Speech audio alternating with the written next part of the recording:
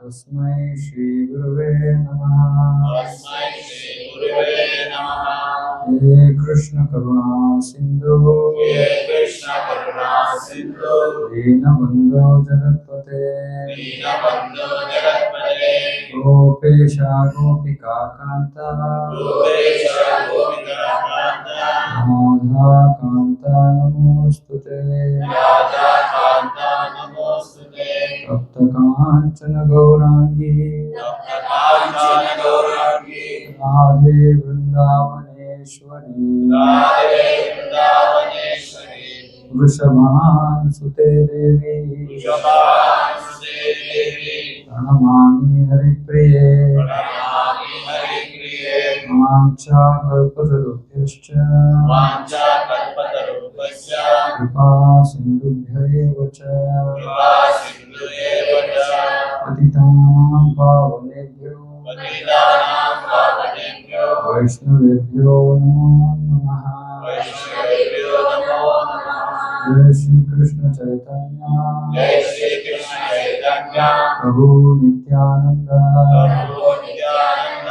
श्री अद्वैत गदाधर शिवासादि गौर भक्तवृंद।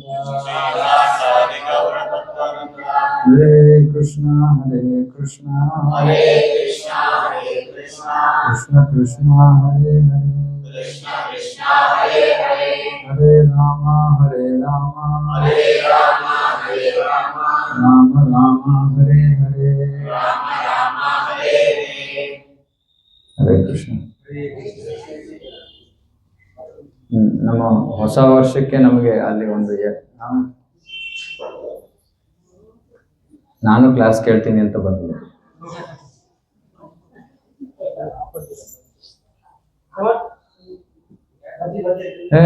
ವರ ಪ್ರಭು ಮಾಡ್ತಾರೆ ಕೂತ್ಕೊಳ್ಳಿ. ಇಟ್ಸ್ ಓಕೆ, ಅದು ಶ್ರವಣ ಮಾಡಕ್ ಬಂದಿದೆ, ಮಾಡ್ಕೊಳ್ಳಿ ಬಿಡಿ, ಏನು ಮಾಡಲ್ಲ. ಹರೇ ಕೃಷ್ಣ. ಸೊ ಇವತ್ತು ನಮಗೆ ಒಂಥರ ಜೀವ ಬಂದಂಗೆ, ಒಂದು ತಿಂಗಳಾದ್ಮೇಲೆ. ಯಾಕೆ ಜೀವ ಬಂದಂಗೆ? ನಮ್ಮ ಭಕ್ತರೆಲ್ಲ ಇವತ್ತು ಹೊರಗಡೆ ಇಲ್ಲದೆ ಇವ್ರು ಒಳಗೆ ಕೂತಿದ್ದಾರೆ ಅನ್ನೋದು ನಮಗೆ ಸಂತೋಷ ಒಂದು ರೀತಿಯಲ್ಲಿ. ಇನ್ನೊಂದು ರೀತಿಯಲ್ಲಿ ಜೀವಿಗಳಿಗೆ ಕೃಪೆ ಸಿಗ್ತಾ ಇಲ್ಲ ಅನ್ನೋದು ಇನ್ನೊಂದು. ಮತ್ತೆ ಮುಖ್ಯವಾಗಿ ನಮಗೆ ನಿನ್ನೆ ನಮ್ಮ ಗುರು ಮಹಾರಾಜರ ವ್ಯಾಸ ಪೂಜಾ ಅಂದ್ರೆ ಅವರು ಈ ಭೌತಿಕ ಜಗತ್ತಿನಲ್ಲಿ ನಮ್ಮನ್ನ ಉದ್ಧಾರ ಮಾಡೋದಕ್ಕೋಸ್ಕರ ಪ್ರಕಟ ಆಗಿದ್ದ ದಿವಸ. ಸಾಮಾನ್ಯವಾಗಿ ನಾವು ಇಂಗ್ಲಿಷಲ್ಲಿ ಅಥವಾ ನಮ್ಮ ಆಡು ಭಾಷೆಯಲ್ಲಿ ಹುಟ್ಟಿದ ಹಬ್ಬ ಅಂತ ಹೇಳ್ತೀವಿ. ಅದನ್ನ ಇಂತಹ ಶ್ರೇಷ್ಠ ವೈಷ್ಣವರ ಹುಟ್ಟಿದ ಹಬ್ಬವನ್ನ ವ್ಯಾಸ ಪೂಜಾ, ವಿಶೇಷವಾಗಿ ಗುರುಗಳ ಪೂಜೆಯನ್ನ ವ್ಯಾಸ ಪೂಜೆ ಅಂತ ಮಾಡ್ತಾರೆ. ಸೊ ಅದು ನಿನ್ನೆ ಇತ್ತು. ಹಾಗಾಗಿ ನಮಗೆ ಸಂತೋಷದ ವಿಷಯ. ಸೊ ಇವಾಗ ನಾವು 7ನೇ ಅಧ್ಯಾಯವನ್ನು ಮುಂದುವರಿಸ್ತಾ ಇದ್ವಿ. 7ನೇ ಅಧ್ಯಾಯದಲ್ಲಿ ಇವತ್ತು 8ನೇ ಶ್ಲೋಕದಿಂದ 8ನೇ ಶ್ಲೋಕ.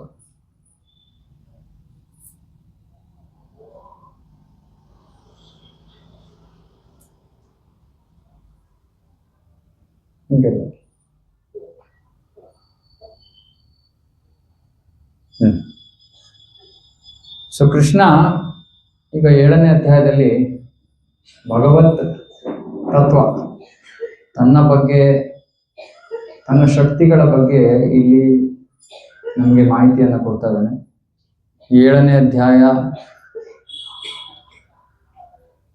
4-5 ಶ್ಲೋಕದಲ್ಲಿ ಕೃಷ್ಣ ಭೂಮಿರಾಪೋ ನಲೋ ವಾಯು ಕಮ್ಮನೋ ಬುದ್ಧಿರೇವಚ ಅಹಂಕಾರ ಇತಿ ಎಮ್ಮೆ ಭಿನ್ನ ಪ್ರಕೃತಿ ರಾಷ್ಟ್ರದ ಅಪರೇಯಮಿತಸ್ತ್ವನ್ಯಾ ಪ್ರಕೃತಿ ವಿದ್ಧಿ ಮೇ ಪರಾಂ ಜೀವಭೂತಾಂ ಮಹಾಭಾವೋ ಯಯೇದಂ ಧಾರ್ಯತೆ ಜಗತ್.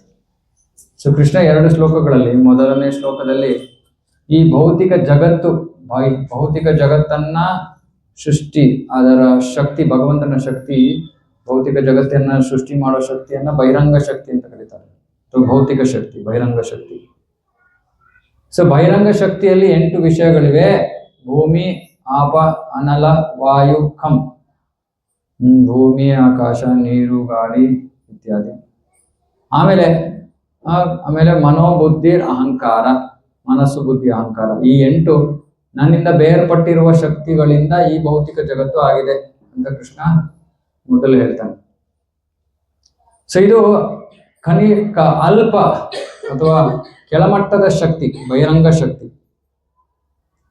ಮುಂದಿನ ಶ್ಲೋಕದಲ್ಲಿ ಕೃಷ್ಣ ಹೇಳ್ದ ಅಪರೇ ಮಿತಸ್ತ್ವನ್ಯ ಪ್ರಕೃತಿ ವಿದ್ಯೆ ಮೇ ಪರಾಂ ಜೀವಭೂತಾಂ ಮಹಾಬಾಹು. ಪರಾಂ ಶ್ರೇಷ್ಠ ಶಕ್ತಿ, ಇನ್ನೊಂದು ಶ್ರೇಷ್ಠ ಶಕ್ತಿ ಇದೆ.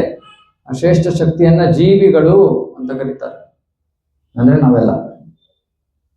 ಈ ಶ್ರೇಷ್ಠ ಶಕ್ತಿ ಏನ್ ಮಾಡ್ತಾ ಇದೆ? ಯಯೇದಂ ಧಾರ್ಯತೆ ಜಗತ್. ಜಗತ್ತು, ಈ ಭೌತಿಕ ಜಗತ್ತಿನಲ್ಲಿ ಭಗವಂತ ಬಹಿರಂಗ ಶಕ್ತಿಯಿಂದ ಏನೇನು ಸೃಷ್ಟಿ ಮಾಡಿದಾನೋ ಆ ಬಹಿರಂಗ ಶಕ್ತಿಯ ಅಥವಾ ಈ ಭೌತಿಕ ಜಗತ್ತು ಸೃಷ್ಟಿ ಮಾಡೋದಕ್ಕೆ ಕಾರಣ ಏನು? ಇಲ್ಲಿ ಕೃಷ್ಣ ಹೇಳ್ತಾ ಇದ್ದಾನೆ ಯಯೇದಂ ಧಾರ್ಯತೆ. ಧಾರ್ಯತೆ ಅಂದ್ರೆ ಈ ಭೌತಿಕ ಜಗತ್ತಿನಲ್ಲಿ ಕೃಷ್ಣ ಕೊಟ್ಟಿರೋ ಸೌಕರ್ಯಗಳನ್ನ, ಸೌಲಭ್ಯಗಳನ್ನ ನಾವು ಉಪಯೋಗ ಮಾಡಿಕೊಳ್ಬಹುದು ಅಂತ ಭಗವಂತ ಅದನ್ನು ಕೊಟ್ಟಿದ್ದಾನೆ. ಆದ್ರೆ ಈ ವಿಷಯಗಳನ್ನ, ಭೌತಿಕ ವಸ್ತುಗಳನ್ನ ನಾವು ಎರಡು ರೀತಿಯಲ್ಲಿ ಬಳಸಬಹುದು. ಎರಡು, ಮೊದಲನೇದು ಸದುಪಯೋಗ, ಎರಡನೇದು ದುರುಪಯೋಗ. ಯಾವಾಗ ಭಗವಂತ ಕೊಟ್ಟಿರೋ ವಿಷಯಗಳನ್ನ, ಭೌತಿಕ ವಸ್ತುಗಳನ್ನ ನಾವು ಸದುಪಯೋಗ ಪಡಿಸ್ಕೋತೀವೋ ಆಗ ನಾವು ಭಕ್ತರಂತ ನಮ್ಮನ್ನ ಕರೀತಾರೆ. ಆಗ ನಮ್ಮ ಜೀವನದಲ್ಲಿ ತಪ್ಪು ಮಾಡೋದನ್ನ ನಾವು ನಿಲ್ಲಿಸಿ ನಮ್ಮ ಜೀವನದಲ್ಲಿ ಆನಂದವನ್ನ ಕಾಣ್ತೀವಿ. ಯಾವಾಗ ಭೌತಿಕ ವಸ್ತುಗಳ ದುರುಪಯೋಗವನ್ನ ನಿಲ್ಲಿಸಿದಾಗ. ಈ ಭೌತಿಕ ಜಗತ್ತಿನಲ್ಲಿ ಜನರು ದುಃಖ ಪಡ್ತಾ ಇರೋದಕ್ಕೆ ಏಕೈಕ ಕಾರಣ ಆ ಏನು ಭಗವಂತ ಸೌಲಭ್ಯಗಳನ್ನ ಕೊಟ್ಟಿದ್ದಾನೋ ಅದರ ದುರುಪಯೋಗ. ಅದನ್ನ ದುರುಪಯೋಗ ಮಾಡ್ಕೊಳ್ಳೋ ತನಕ, ಮಾಡ್ತಾ ಇರೋ ತನಕ ನಾವು ಭೌತಿಕ ಜಗತ್ತಿನಲ್ಲಿ ಕಷ್ಟ, ದುಃಖವನ್ನ ಅನುಭವಿಸ್ತೀವಿ. ಸರಳವಾದ ವಿಷಯ, ಅರ್ಥ ಮಾಡ್ಕೊಳ್ಳೋದು ಕಷ್ಟ ಏನಿಲ್ಲ. ಇವಾಗ ನಮಗೆ ನಾವು ತಿಳ್ಕೊಬೇಕಾಗಿರೋದು ಒಂದೇ ಒಂದು ವಿಷಯ, ಸದುಪಯೋಗ ಅಂದ್ರೇನು, ದುರುಪಯೋಗ ಅಂದ್ರೇನು, ಇದೊಂದನ್ನೇ ನಾವು ತಿಳ್ಕೋಬೇಕು. ನನ್ನ ಸ್ವಾರ್ಥಕ್ಕೋಸ್ಕರ ನಾನೇನಾದ್ರೂ ಮಾಡ್ಕೊಂಡ್ರೆ ಅದು ದುರುಪಯೋಗ. ಭಗವಂತನ ಸೇವೆಗಾಗಿ ನಾನೇನಾದ್ರೂ ಉಪಯೋಗಿಸಿದ್ರೆ ಅದು ಸದುಪಯೋಗ. ಇಷ್ಟೇ. ಅರೆ ಇವತ್ತು ಭೌತಿಕ ಜಗತ್ತಿನಲ್ಲಿ ಜನರಿಗೆ ಇದು ಗೊತ್ತಿಲ್ಲ. ಎಲ್ಲರೂ ತಮ್ಮ ಸ್ವಾರ್ಥಕ್ಕೋಸ್ಕರ ಎಲ್ಲಾ ಸೌಕರ್ಯಗಳನ್ನು ಉಪಯೋಗಿಸ್ತಾ ಇದ್ದಾರೆ. ಆದ್ರೆ ಅದರಿಂದ ದುಃಖ ಬರುತ್ತೆ ಅಂತ ಅವ್ರಿಗೆ ಗೊತ್ತಿಲ್ಲ. ಹಾಗಾಗಿ ಪ್ರಭುಪಾದರ ಕೃಪೆ ತೋರಿ ಈ ಭಗವದ್ಗೀತೆ ಜ್ಞಾನವನ್ನ ಜಗತ್ತಿನಾದ್ಯಂತ ಪ್ರಸಾರ ಮಾಡಿದ್ರು. ಇವತ್ತು ಮೊನ್ನೆ ಏನಾಯ್ತು, ನ್ಯೂ ಇಯರ್ ಆಯ್ತು. ನ್ಯೂ ಇಯರ್ ಅಂದ್ಬಿಟ್ಟು ನಿಮ್ಗೆ ಏನ್ ವಿಶಸ್ ಬರುತ್ತೆ? ಏನಂತ ವಿಶಸ್ ಕಳಿಸ್ತಾರೆ? Happy new year. ಅಂದ್ರೆ ಏನು ಅಪೇಕ್ಷೆ? ಸಂತೋಷವಾಗಿರಿ ಹೊಸ ವರ್ಷದಲ್ಲಿ. ಹೇಗೆ ಸಂತೋಷವಾಗಿರ್ತೀವಿ? ಇವಾಗ ಓಕೆ, ಸಂತೋಷವಾಗಿರ್ಬೇಕು ಅಂದ್ರೆ ಇವಾಗ ಹೋದ ವರ್ಷ ಹೇಗೋಯ್ತು, ಇವಾಗ ಹೋದ ವರ್ಷದಲ್ಲಿ ಸಂತೋಷ ಇರ್ಲಿಲ್ಲ ಅಂದ್ರೆ ಈ ವರ್ಷದಲ್ಲಿ ನಮಗೆ ಸಂತೋಷ ಬೇಕಂದ್ರೆ ನಾವು ಏನಾದ್ರೂ ಬೇರೆ ಮಾಡ್ಬೇಕಲ್ವಾ?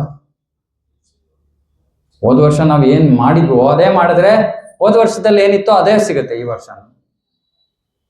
ಮತ್ತೆ ಇದು ಕೇಳೋ ಅವಶ್ಯಕತೆನೇ ಇಲ್ಲ. ಎಲ್ಲರ ಜೀವನದಲ್ಲೂ ಏನಾದ್ರು ಒಂದು ಕಷ್ಟ, ತೊಂದರೆ, ದುಃಖ, ನೋವು ಇದ್ದೇ ಇರುತ್ತೆ. ಇವಾಗ ಹೊಸ ವರ್ಷದಲ್ಲಿ ಹೇಗೆ ಸಂತೋಷ ತಂದ್ಕೋತೀರಿ? ಏನಾದ್ರು ಬೇರೆ ತರ ಮಾಡ್ಬೇಕು ತಾನೆ. ಅದಕ್ಕೆ ಆಮೇಲೆ ಜನ ಏನ್ ಮಾಡ್ತಾರೆ, ಬಂಜಿ ಜಂಪಿಂಗ್ ಮಾಡ್ತಾರೆ, ಮೇಲಿಂದ ಎಗರು ಬೀಳೋದು. ಆಮೇಲೆ ಬದುಕಿದ್ರೆ ಅಪ್ಪ ಅದೇ ಸಂತೋಷ. ಸೊ ಕೃಷ್ಣ ಇಲ್ಲಿ ಅದಕ್ಕೆ ಹೇಳ್ತಾ ಇರೋದು, ನಿಮಗೆ ಸಂತೋಷ ಬೇಕಿದ್ರೆ ಭೌತಿಕ ಸೌಲಭ್ಯಗಳ ದುರುಪಯೋಗ ನಿಲ್ಲಿಸಿ ಆರಾಮವಾಗಿ ಸಂತೋಷವಾಗಿರ್ಬೋದು. ಇವಾಗ ಯೋಚನೆ ಮಾಡಿ, ನಾವು ಸಂತೋಷವಾಗಿ ಇರೋದಕ್ಕೆ ಕಾರಣ ಹುಡುಕ್ತಾ ಇರ್ತೀವಿ. ಅಂದ್ರೆ ಏನರ್ಥ? ನಮ್ಗೆ ಸಂತೋಷವಾಗಿರೋದಕ್ಕೆ ಏನೋ ಕಾರಣ ಬೇಕು ಅಲ್ವಾ? ಅರೆ ಸಂತೋಷವಾಗಿರೋದಕ್ಕೆ ಕಾರಣ ಏನಕ್ಕೆ ಬೇಕು? ಯಾಕೆ ನಾವು ಸದಾ ಕಾಲ ಸಂತೋಷವಾಗಿರಕ್ಕಾಗಲ್ಲ? ಸರಳವಾದ ಪ್ರಶ್ನೆ ಅಲ್ವಾ? ಹ್ಯಾಪಿ ನ್ಯೂ ಇಯರ್ ಯಾವಾಗ್ಲೂ ಇರ್ಬೋದು, ಯಾವಾಗ್ಲೂ ಹ್ಯಾಪಿ ಆಗಿರ್ಬೋದು ನಾವು.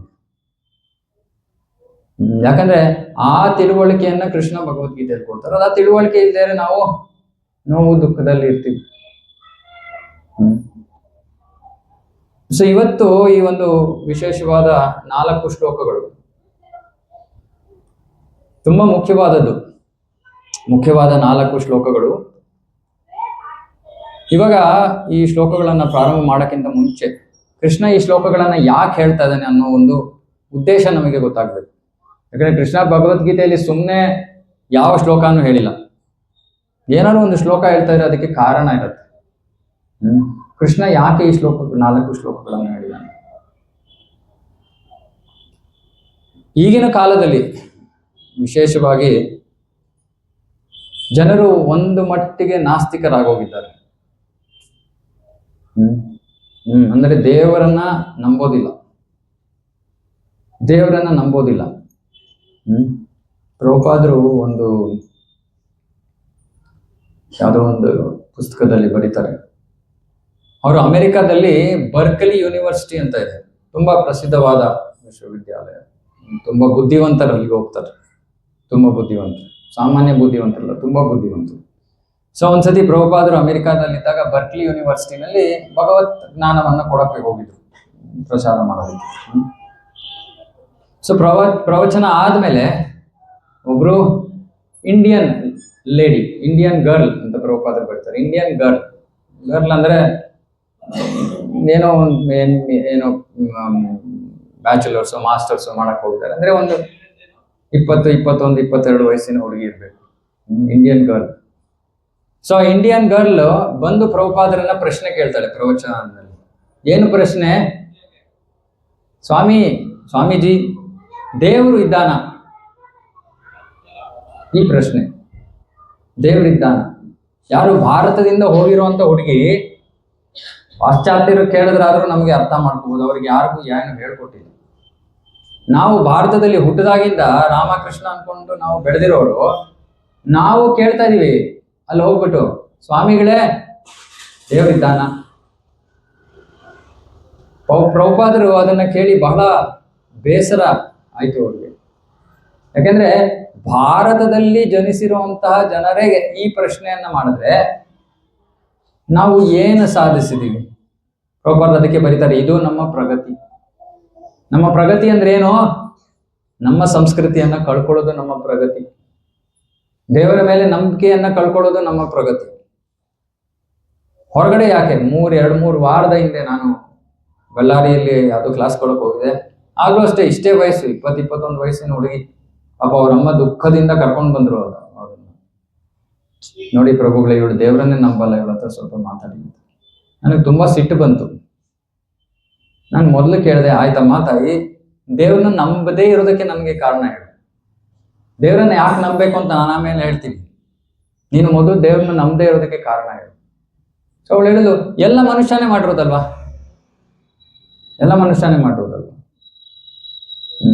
ಅದಕ್ಕೆ ಕೇಳಿದೆ, ಆಯ್ತು ನೀನು ಊಟ ಮಾಡ್ತೀಯಲ್ವಾ, ಡೈಜೆಷನ್ ಆಗ್ತಾ ಇದೆ, ಹೇಗಾಗ್ತಾ ಇದೆ? ಜೀರ್ಣ ಹೇಗಾಗ್ತಾ ಇದೆ? ಆಹಾರ ಜೀರ್ಣ ಹೇಗಾಗ್ತಾ ಇದೆ? ಯಾರು ನೋಡಿದ್ದಾರೆ ಇದನ್ನ? ಯಾವ ಮನುಷ್ಯ ನೋಡಿದ್ದಾನೆ ಆಹಾರ ಹೇಗೆ ಜೀರ್ಣ ಆಗ್ತಾ ಇದೆ ಅನ್ನೋದನ್ನ? ಯಾರು ನೋಡಿಲ್ಲ. ಮತ್ತೆ ಮನುಷ್ಯ ಹೇಗೆ ಸೃಷ್ಟಿ ಮಾಡ್ದ? ಮನುಷ್ಯ ಹೇಗೆ ಎಲ್ಲದರ ಹಿಂದೆ ಇದ್ದ? ಆಯ್ತು, ಮನುಷ್ಯನೇ ಎಲ್ಲದರ ಹಿಂದೆ ಇದ್ದ ಅಂತಾನೆ ಅನ್ಕೊಳ್ಳೋಣ. ಎಲ್ಲ ವಿಜ್ಞಾನವನ್ನ, ಆಧುನಿಕ ವಿಜ್ಞಾನವನ್ನ, ಸೈನ್ಸ್ ನ ಬಿಲೀವ್ ಮಾಡೋರು ಇರೋದು, ನಂಬೋರು. ಸರಿಯಪ್ಪ, ಡಾರ್ವಿನ್ಸ್ ಥಿಯರಿನ ನಂಬ್ತೀರಾ ಅಂತ ಕೇಳಿದೆ. ಡಾರ್ವಿನ್ ನಂಬ್ತೀನಿ. ಡಾರ್ವಿನ್ ಏನಂದ್ರು ಪೂಜಾರಿ ಪ್ರಭು?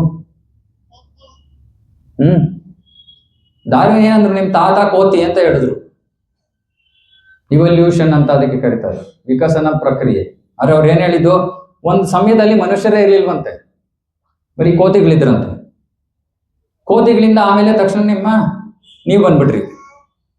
ಅಂದ್ರೆ ಯಾವಾಗಲೂ ನಿಮ್ ತಾತ ಮುತ್ತಾತ ಯಾರೊಬ್ರು ಕೋತಿ ಆಗಿರ್ಬೇಕು ತಾನೆ, ಕೋತಿ ವಂಶದಲ್ಲಿ ಹುಟ್ಟಿರೋರು ಅಂತ ನಾವ್ ಹೇಳಿದ್ರೆ ಕೋಪ ಬರುತ್ತಲ್ವಾ?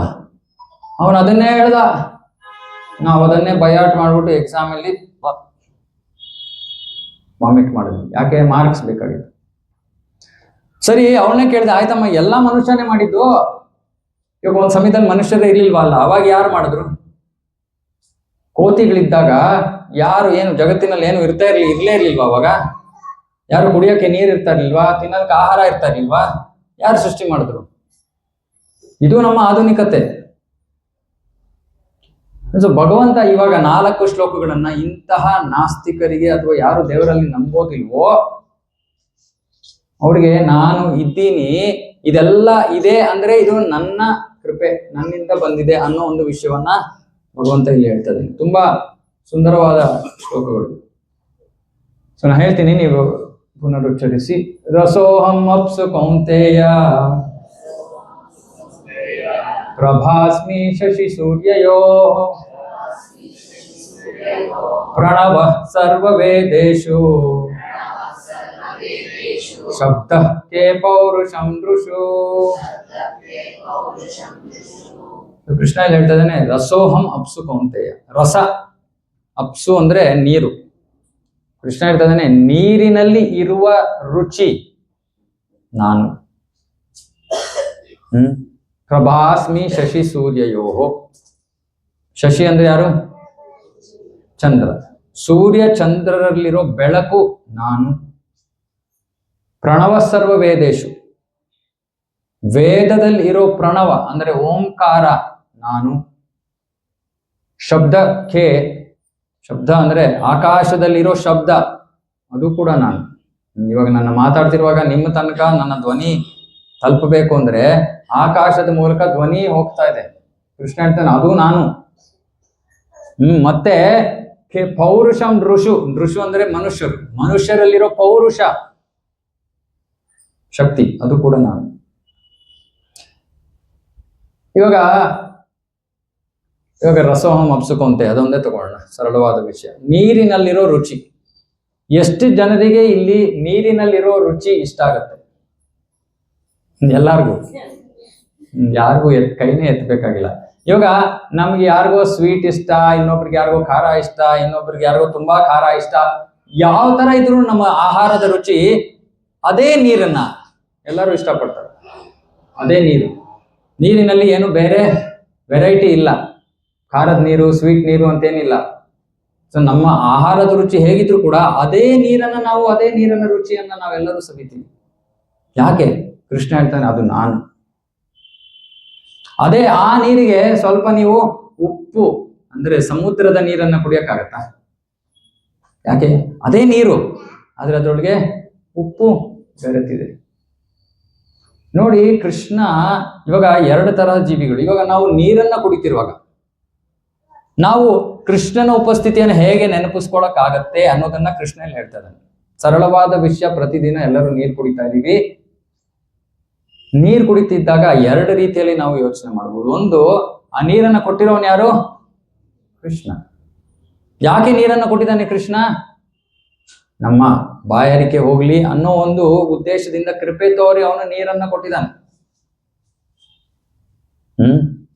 ಸೊ ನಾವು ಎಷ್ಟು ಸತಿ ಭಗವಂತನನ್ನ ದಿನದಲ್ಲಿ ನೆನಪಿಸ್ಕೋಬಹುದು? ನೀರು ಕುಡ್ದಾಗೆಲ್ಲ ಭಗವಂತನ ಕೃಪೆಯನ್ನು ನೆನಪಿಸ್ಕೋಬಹುದು. ಯಾರು ಹೇಳಕ್ಕಾಗತ್ತಾ ನಾನೇ ನೀರು ಉತ್ಪತ್ತಿ ಮಾಡಿದೀನಿ ಅಂತ? ಯಾರು ಹೇಳಕ್ಕಾಗಲ್ಲ. ಸೊ ಪ್ರತಿ ಕ್ಷಣದಲ್ಲಿ ನೀರನ್ನ ನಾವು ಕುಡಿಯೋ ಸಮಯದಲ್ಲೆಲ್ಲ ನಾವು ಭಗವಂತನನ್ನ, ಕೃಷ್ಣನನ್ನ ನೆನೆಸ್ಕೋಬಹುದು.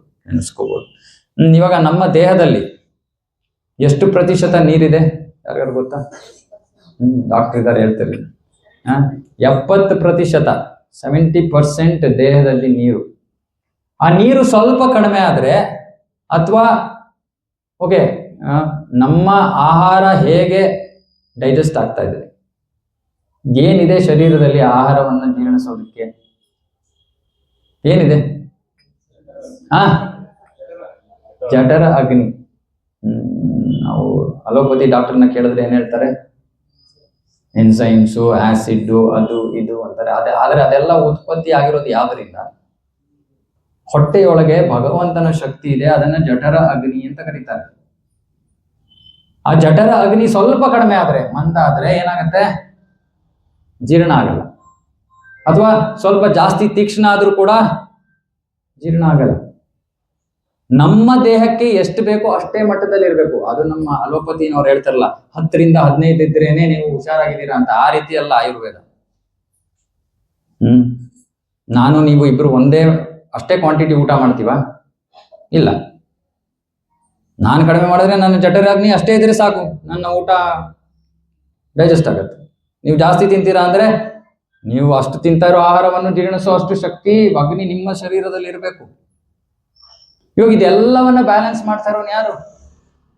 ಯಾವ ಡಾಕ್ಟ್ರಿಗೂ ಆ ಅಗ್ನಿಯನ್ನು ಕೊಡಕ್ಕಾಗಲ್ಲ ನಿಮಗೆ. ಇವಾಗ ಈ ನೀರು ಸ್ವಲ್ಪ ಕಡಿಮೆ ಆಯ್ತು ಅಥವಾ ಪಿತ್ತ ಜಾಸ್ತಿ ಆಯ್ತು. ಇವಾಗ ನೋಡಿ, ಸರಳವಾದ ವಿಷಯ, ನಾವು ಜೀವಿಸೋದಕ್ಕೆ ಆಹಾರವನ್ನ ಸೇವಿಸ್ತಾ ಇದ್ದೀವಿ, ಆಹಾರದಿಂದ ಶಕ್ತಿ ಬರ್ತಾ ಇದೆ, ಆಮೇಲೆ ಬೇಡದೇ ಇರೋ ವಸ್ತು ಶರೀರದಿಂದ ಹೊರಗಡೆ ಹೋಗ್ತಾ ಇದೆ. ಇದೆಲ್ಲ ಯಾರು ಮಾಡ್ತಾ ಇದ್ದಾರೆ? ಇದೆಲ್ಲ ಯಾರು ಹೇಳಕ್ಕಾಗಲ್ಲ ನಾನ್ ಮಾಡ್ತಾ ಇದ್ದೀನಿ ಅಂತ. ಆಯ್ತಪ್ಪ, ನೀವೇ ಮಾಡ್ತಾ ಇದ್ರೆ ಇದೇ ತರ ಇನ್ನೊಂದು ಶರೀರ ತಯಾರು ಮಾಡಿ. ಸೊ ನಾವು ತಿಳ್ಕೋಬೇಕು, ನಾವು ಬುದ್ಧಿವಂತಿಕೆಯನ್ನು ಉಪಯೋಗಿಸಿದ್ರೆ ಗೊತ್ತಾಗತ್ತೆ. ಭಗವಂತನ ಕೃಪೆ ಬಿಟ್ರೆ ನಾವು ಜೀವಿಸಕ್ ಕೂಡ ಆಗಲ್ಲ. ಇದನ್ನ ಮುಂದಿನ ಶ್ಲೋಕದಲ್ಲಿ ಕೃಷ್ಣ ಹೇಳ್ತಾನೆ, ಜೀವಿಗಳಲ್ಲಿರೋ ಪ್ರಾಣ ಕೂಡ ನಾನು ಅಂತ. ಸೊ ಪ್ರತಿ ಕ್ಷಣ ನಾವು ಈ ವಿಚಾರಗಳನ್ನ ಸುಮ್ಮನೆ ಯೋಚನೆ ಮಾಡಿದ್ರೆ ಕೃಷ್ಣನ ಕೃಪೆಯನ್ನ ನಾವು ನಮ್ಮ ಜೀವನದಲ್ಲಿ ಕಾಣ್ಬೋದು. ನಾವು ಅಸ್ತಿತ್ವದಲ್ಲಿ ಇದ್ದೀವಿ, ಇವತ್ತು ಜೀವಂತವಾಗಿ ಇದ್ದೀವಿ ಅಂದ್ರೆ ಅದು ಭಗವಂತನ ಕೃಪೆ, ಹೌದಾ? 5 ವರ್ಷದ ಹಿಂದೆ ಎಷ್ಟು ಜನ ಆ ಒಂದು ಉಸಿರಾಡೋದಕ್ಕೆ ಗಾಳಿ ಆಮೇಲೆ ಆಕ್ಸಿಜನ್ ಇಲ್ಲದೆ ಎಷ್ಟು ಜನ ಪ್ರಾಣ ಹೋಗ್ಬಿಟ್ರು. ಎಲ್ಲ ಕಡೆ ಇತ್ತಲ್ವಾ? ಇಲ್ವಾ? ಹೆಂಗ್ ಉಸಿರಾಡ್ತಾ ಇದೀವಿ ನಾವು? ಅಲ್ಲಿದೆ ನಮ್ಮ ವಾತಾವರಣದಲ್ಲಿ ಇದೆ ಆಕ್ಸಿಜನ್, ಹಾಗಾಗಿ ಜೀವಂತವಾಗಿದ್ದೀವಿ. ಅರೆ ನೋಡಿ, ಅಷ್ಟೇ ನಮ್ಮ ಶಕ್ತಿ ಅಷ್ಟೇ. ಸೊ ಕೃಷ್ಣ ಹೇಳ್ತಾನೆ, ನನ್ನನ್ನ ಈ ಜೀವನದಲ್ಲಿ ಈ ಭೌತಿಕ ಜಗತ್ತಿನಲ್ಲಿ ಬೇರೆ ಬೇರೆ ರೀತಿಗಳಲ್ಲಿ ನನ್ನನ್ನ ನೋಡ್ಬೋದು ನೀವು ಅಂತ. ಭಕ್ತರು ಹೇಗೆ ನೋಡ್ತಾರೆ ಅಂದ್ರೆ, ಭಕ್ತರಿಗೂ ಭಕ್ತರಲ್ಲದೆ ಇರೋರ್ಗೂ ವ್ಯತ್ಯಾಸ ಏನು ಗೊತ್ತಾ? ಭಕ್ತರಿಗೆ ತಮ್ಮ ಜೀವನದಲ್ಲಿ ಏನಾದ್ರೂ ಕೂಡ ಅದಕ್ಕೆ ಕಾರಣ ಕೃಷ್ಣ. ಯಾರೋ ಜೀವನದಲ್ಲಿ ಕಷ್ಟ ಬರುತ್ತೆ, ಭಕ್ತರ ಜೀವನದಲ್ಲಿ ಯಾವ ರೀತಿ ಯೋಚನೆ ಮಾಡ್ತಾರೆ ಭಕ್ತರು ಯೋಚನೆ ಮಾಡ್ತಾರೆ, ಅಯ್ಯೋ ನಾನು ಇದಕ್ಕಿಂತ ಸಾಕಷ್ಟು ಹೆಚ್ಚು ಕಷ್ಟವನ್ನ ಅನುಭವಿಸ್ಬೇಕಾಯ್ತು, ಇದು ಭಗವಂತನ ಕೃಪೆ, ಅವನು ಕಷ್ಟವನ್ನ ಕಡಿಮೆ ಮಾಡಿಕೊಟ್ಬಿಟ್ಟಿದ್ದಾನೆ ನನಗೆ.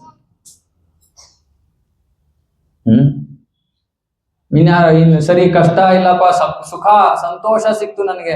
ಭಕ್ತ ಹೇಗೆ ಯೋಚನೆ ಮಾಡ್ತಾನೆ, ಅಯ್ಯೋ ನನಗೆ ಇದ್ರ ಯೋಗ್ಯತೆನೂ ಇರಲಿಲ್ಲ, ಕೃಷ್ಣನ ಕೃಪೆ ನನಗೆ ಇಷ್ಟು ಸಂತೋಷ ಕೊಟ್ಟಿದ್ದಾನೆ, ನಾನು ಏನ್ ಮಾಡಿದ್ದೀನಿ.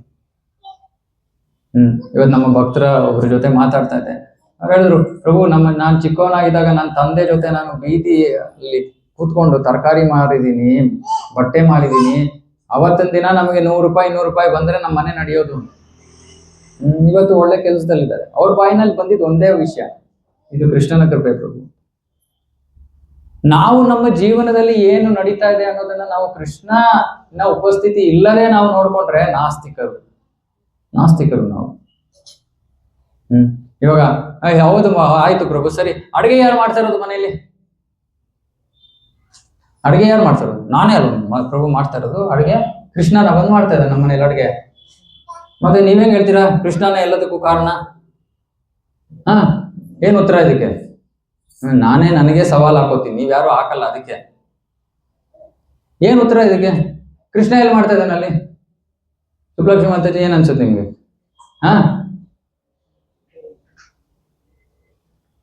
ಅಡುಗೆಯಲ್ಲಿ ಎಲ್ಲಕ್ಕಿಂತ ಮುಖ್ಯವಾದ ವಸ್ತು ಏನು? ಅಲ್ಲ, ಅದೆಲ್ಲ ಇದೆ ಅಂತ ಇಟ್ಕೊಳ್ಳಿ. ನೀವು ಅಡುಗೆ ಮಾಡ್ತಿರುವಾಗ ಅಲ್ಲ, ಶಕ್ತಿ ಯುಕ್ತಿ ಎಲ್ಲ ಇದೆ. ಇವಾಗ ಅಡುಗೆಯಲ್ಲಿ ಸಾಮಗ್ರಿಗಳಲ್ಲಿ ಎಲ್ಲಕ್ಕಿಂತ ಮುಖ್ಯವಾದ ವಿಷಯ ಉಪ್ಪು, ಹೌದಾ? ಉಪ್ಪು ಸ್ವಲ್ಪ ಜಾಸ್ತಿ ಆದ್ರೂ ತಿನ್ನಕ್ಕಾಗಲ್ಲ, ಸ್ವಲ್ಪ ಕಡಿಮೆ ಆದ್ರೂ. ಇವಾಗ ಎಷ್ಟು ಉಪ್ಪು ಹಾಕಬೇಕು ಅಂತ ನಿಮ್ಗೆ ಹೇಗೆ ಗೊತ್ತ? ಪ್ರಭು ಎಷ್ಟೊಂದ್ ಸತಿ ಅಡುಗೆ ಮಾಡ್ಬಿಟ್ಟಿದೀವಿ ಪ್ರಭು, ನಾವು ಇಷ್ಟೊಂದು ವರ್ಷಗಳಿಂದ ಅಡುಗೆ ಮಾಡ್ತಾ ಇದೀವಿ, ಹೌದಾ? ಉಪ್ಪು ಒಂದೇ ತರ ಇದೆ ನಿಮ್ಮ ಅಡುಗೆನಲ್ಲಿ ಪ್ರತಿದಿನ? ಯಾಕೆ?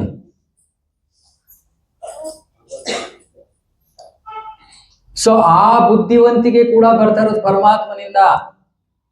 ನೀವು ರೆಸಿಪಿ ಬರ್ಕೊಂಡ್ಬಿಟ್ಟಿರ್ಬೋದು, ಅಲ್ಲಿ ಕರೆಕ್ಟ್ ಆಗು ಅರ್ಧ ಸ್ಪೂನೇ ಹಾಕ್ಬೇಕು. ಫೋನ್ ಬರುತ್ತೆ ಮಧ್ಯ, ಪ್ರಭು ಯಾವ್ದೋ ಅರ್ಜೆಂಟ್ ಫೋನ್ ಇತ್ತು, ಫೋನ್ ತಗೊಂಡ್ಬಿಟ್ಟೆ, ಅಡುಗೆಗೂ ಲೇಟ್ ಆಗ್ತಾ ಇತ್ತು, ಏನ್ ಮಾಡ್ತಾ ಇದೀನಿ, ಫೋನಲ್ಲಿ ಮಾಡ್ಕೊಂಡು ಹಾಕ್ಬಿಟ್ಟೆ, ಜ್ಞಾಪಕನೇ ಇರಲಿಲ್ಲ, 2 ಸತಿ ಹಾಕ್ಬಿಟ್ಟೆ ಪ್ರಭು ಉಪ್ಪು. ಸೊ ಇಷ್ಟು ಸರಳವಾದ ವಿಷಯಗಳು ಕೂಡ ನಮ್ಮ ಜೀವನದಲ್ಲಿ ಅವನ ಕಂಟ್ರೋಲ್ ಅಲ್ಲಿ ನಡೀತಾ ಇರೋದು. ಅರ್ಥ ಮಾಡ್ಕೋಬೇಕು ನಾವು ಅದನ್ನ. ಯಾರದನ್ನ ಅರ್ಥ ಮಾಡ್ಕೊಳ್ಳಲ್ವೋ ಕೃಷ್ಣ ಹೇಳ್ತಾ ಇದ್ದಾನೆ, ಹೀಗಾದ್ರೂ ನೋಡಿಯಪ್ಪ ನನ್ನನ್ನ, ನೀರ್ ಕುಡಿತೀರಾ, ನೀರಿನಲ್ಲಿ ನಾನು ಇರೋ ರುಚಿ ನಾನು ಅನ್ನೋದನ್ನಾದ್ರೂ ನೋಡಿ. ಯಾಕೆ ನಾವ್ ಇವ್ರಿಗೆ ಹೇಳಿದ್ರೆ ಓ ಕೃಷ್ಣ ವ್ಯಕ್ತಿ, ಕೃಷ್ಣ ಪುರುಷ, ಕೃಷ್ಣನಿಗೆ ರೂಪ ಇದೆ, ಕೃಷ್ಣನಿಗೆ ಗುಣ ಇದೆ, ಕೃಷ್ಣನಿಗೆ ಲೀಲೆ ಇದೆ, ನಾವಿವೆಲ್ಲ ನಂಬಲ್ಲ. ನೋಡಿದೀವ ನಾವು ಕೃಷ್ಣ? ನೋಡಿದೀವ? ಇಲ್ಲ. ಸ್ವಲ್ಪ ಕೃಷ್ಣ ಹೇಳ್ತಾ ಇದ್ದಾನೆ, ನೀವು ನೋಡಿರೋದನ್ನ ಹೇಳ್ತೀನಿ ನಾನು ಅದು ಅಂತ ಅವಾಗಾರು ನಂಬಿ. ನೀರನ್ನು ನೋಡಿದೀರಾ, ನೀರನ್ನು ಕುಡಿತಾ ಇದ್ದೀರಾ, ಅದು ನಾನು ಕೊಟ್ಟಿರೋದು. ನೋಡಿ ಪಾಪ ಕೃಷ್ಣ ಅವನ ಸ್ಥಾನದಿಂದ ಇಳಿದು ನಮ್ಮ ಲೆವೆಲ್ಗೆ ಬಂದು ಹೇಳ್ತಾ ಇದ್ದಾನೆ, ನನ್ನನ್ನು ನಂಬಿಯಪ್ಪ. ಸೊ ಇವಾಗ ಮುಂದಿನ ಶ್ಲೋಕ, ಶಶಿ ಸೂರ್ಯಯೋ. ಇವಾಗ ಅದಕ್ಕಿಂತ ಮುಂಚೆ ಇವಾಗ ಸೂರ್ಯ ಚಂದ್ರನ ಅವಶ್ಯಕತೆ ಏನು? ಚಂದ್ರ ಏನ್ ಕಾರ್ಯ ಮಾಡ್ತಾನೆ ನಮ್ಮ ಜೀವನದಲ್ಲಿ? ಚಂದ್ರನ ಕೆಲಸ ಏನು? ಜ್ಯೋತಿಷಿ ಗೊತ್ತಿರೋರು ಒಂದು ಉತ್ತರ ಕೊಡ್ತಾರೆ, ಸಾಮಾನ್ಯ ಜೀವಿಗಳಿಗೆ ಒಂದು ಬಹಳ ಮುಖ್ಯವಾದ ಉತ್ತರ ಇದೆ. ತರಕಾರಿ ಹಣ್ಣುಗಳಲ್ಲಿ ರಸ ಬರ್ತಾ ಇರೋದು ಚಂದ್ರನಿಂದ. ತರಕಾರಿ ಮತ್ತು ಹಣ್ಣುಗಳಲ್ಲಿ ರಸ ಇರೋದು ಚಂದ್ರನಿಂದ ಬರ್ತಾ ಇರೋದು. ಸೊ ಚಂದ್ರ ಇರ್ಲಿಲ್ಲ ಅಂದ್ರೆ ನಿಮ್ಮ ತರಕಾರಿ ಹಣ್ಣುಗಳಲ್ಲಿ ಜ್ಯೂಸ್ ಇರಲ್ಲ, ಹಾರ್ಡ್ ಆಗ್ಬಿಡುತ್ತೆ, ಕಲ್ತರ ಆಗ್ಬಿಡುತ್ತೆ. ಸೊ ಚಂದ್ರನ ಅವಶ್ಯಕತೆ ಕೂಡ ತುಂಬಾ ಇದೆ. ಮತ್ತೆ ಜ್ಯೋತಿಷ್ ಶಾಸ್ತ್ರದ ಪ್ರಕಾರ ಚಂದ್ರ ಮನಸ್ಸನ್ನ ನಿಗ್ರಹ ಮಾಡೋದು. ಮನಸ್ಸಿನ ಮೇಲೆ ತಲೆ ಸ್ವಲ್ಪ ಸರಿ ಇಲ್ಲ ಅಂದ್ರೆ ಚಂದ್ರ. ಸೂರ್ಯ ಏನಕ್ಕೆ ಬೇಕು? KG 1 ಪ್ರಶ್ನೆಗಳು ಕೇಳ್ತಾ ಇದೀವಪ್ಪ ನಾವು, ಇಷ್ಟೊಂದು ಯೋಚನೆ ಮಾಡ್ತಾ ಇದ್ದಾರೆ. ಸೂರ್ಯ ಏನಕ್ಕೆ ಬೇಕು ಅಂದ್ರೆ, ಬೆಳಕು ಬೇಕು, ಶಾಖ ಬೇಕು, ಸೂರ್ಯ ಬೇಕು. ಸೂರ್ಯ ಇಲ್ಲದ್ರೆ ಜೀವನ ಆಗತ್ತಾ? ಇವಾಗ ವಿಂಟರ್, ಸೂರ್ಯ ಕಡಿಮೆ, ನಿಮ್ಮ ಮನೆಯಲ್ಲಿ ಗಿಡ ಮರಗಳಿದ್ರೆ ಏನಾಗತ್ತೆ? ಬಾಡೋಗ್ಬಿಡುತ್ತೆ, ಹೂ ಬರಲ್ಲ. ಸೂರ್ಯ ಚಂದ್ರರಿಲ್ಲದೆ ನಮ್ಮ ಜೀವನ ನಡೆಯಕ್ಕೆ ಆಗೋದಿಲ್ಲ. ಅದೇ ಕೃಷ್ಣ ಹೇಳ್ತಾನೆ, ಆ ಸೂರ್ಯ ಚಂದ್ರದಲ್ಲಿರೋ ಪ್ರಭೆ ಅಥವಾ ಬೆಳಕು ಅಥವಾ ಅದರಿಂದ ಆ ಸೂರ್ಯ ಚಂದ್ರ ತಮ್ಮ ಕೆಲಸಗಳನ್ನ ಮಾಡಬೇಕು ಅಂದ್ರೆ ಅದು ನನ್ನ ಶಕ್ತಿ. ಓಕೆ, ಇವಾಗ ಮುಂದೆ ಕೃಷ್ಣ ಇನ್ನೂ ವಿಷಯಗಳನ್ನ ಹೇಳ್ತಾನೆ, ಹೇಗೆ ನಾವು ಕೃಷ್ಣನನ್ನ ಇಷ್ಟೊಂದು ಬೇರೆ ಬೇರೆ ರೀತಿಗಳಲ್ಲಿ ನೋಡ್ಬೋದು ಅವನ ಉಪಸ್ಥಿತಿಯನ್ನು. ಪುಣ್ಯೋ ಗಂಧ ಪ್ರತಿಭ್ಯಾಂಚ ತೇಜಶ್ಚಾಮಪಿ ವಿಭಾವಸೌ, ತೇಜಶ್ಚಾಸ್ಮಿ ವಿಭಾವಸೌ ಜೀವನಂ ಸರ್ವಭೂತೇಷು ತಪಶ್ಚಾಸ್ಮಿ ತಪಸ್ವಿಷು. ಪುಣ್ಯೋ ಗಂಧ ಪ್ರತಿಭ್ಯಾಂಚ. ಪುಣ್ಯೋ ಗಂಧ, ಭೂಮಿಯಲ್ಲಿ ಒಂದು ಸುಗಂಧ ಇದೆ. ಯಾವಾಗ ಸಿಗುತ್ತೆ ನಮಗೆ ಗೊತ್ತಾಗುತ್ತೆ ಆ ಸುಗಂಧ? ಮಳೆ ಬಂದಾಗ. ಸೊ ಕೃಷ್ಣ ಹೇಳ್ತಾ ಆ ಸುಗಂಧ ನಾನು. ತೇಜಶ್ಚಾಸ್ಮಿ ವಿಭಾವಸೌ. ಓಕೆ, ಜೀವನಂ ಸರ್ವಭೂತೇಷು. ಜೀವನಂ ಸರ್ವಭೂತೇಷು ಏನ್ ಹೇಳ್ತಾ ಇರೋದು? ಎಲ್ಲಾ ಜೀವಿಗಳಲ್ಲಿ ಜೀವ ನಾನು. ತಪಶ್ಚಾಸ್ಮಿ ತಪಸ್ವಿಷು. ಓಕೆ, ಅದು ನಮ್ಗೆ ಅಷ್ಟೊಂದು ಬೇಡ. ಮುಂದಿನ ಶ್ಲೋಕ.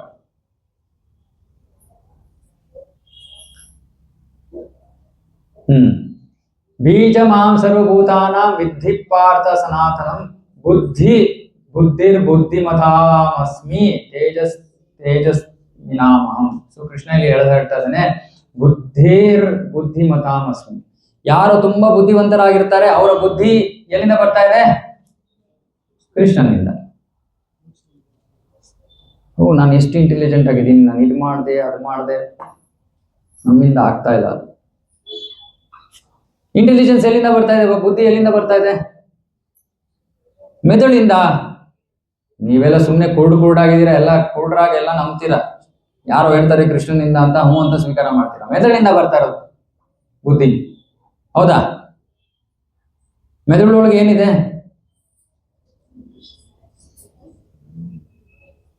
ಆ ಮೆದುಳು ಇದ್ದವ್ರಿಗೂ ಕೂಡ ಬುದ್ಧಿ ಇಲ್ಲದೆ ಇರೋರು ಇರ್ತಾರಲ್ವಾ? ಸೊ ಸುಮ್ಮನೆ ಮೆದುಳು ಇದ್ರೆ ಬುದ್ಧಿ ಇದೆ ಅಂತ ಅಲ್ಲ. ಮೆದುಳನ್ನ ಸರಿಯಾಗಿ ಉಪಯೋಗ ಮಾಡಿಕೊಂಡು ಅದು ಕೆಲಸ ಮಾಡ್ಬೇಕು ಅಂದ್ರೆ ಅದಕ್ಕೂ ಕೂಡ ಭಗವಂತನ ಕೃಪೆ ಇರ್ಬೇಕು. ಅದಕ್ಕೆ ಕೃಷ್ಣ ಹೇಳ್ತಾನೆ, ಯಾರಾದ್ರೂ ತುಂಬಾ ಬುದ್ಧಿವಂತರನ್ನ ನೋಡಿದ್ರೆ ಯಾರು ನೆನಪಾಗ್ಬೇಕು? ಕೃಷ್ಣ. ಅಥವಾ ತೇಜಸ್ವಿ ನಾಮ, ತುಂಬಾ ಶಕ್ತಿ ಶೌರ್ಯ ಇರುವಂತ ಜನರನ್ನ ನೋಡಿದಾಗ ಕೃಷ್ಣನ ಒಂದು ಅಂಶ, ಆ ಶಕ್ತಿ. ಸೊ ಹೀಗೆ ನಾವು ಎಷ್ಟೊಂದು ವಿಷಯಗಳಲ್ಲಿ ಕೃಷ್ಣನ ಉಪಸ್ಥಿತಿಯನ್ನು ನಾವು ಕಾಣಬಹುದು. ಇವಾಗ ಒಂದು ಈ ನಮ್ಮ ಸಮಾಜದ ಇವತ್ತಿನ ಒಂದು ಬಹಳ ಮುಖ್ಯವಾದ ಮುಂದಿನ ಶ್ಲೋಕ,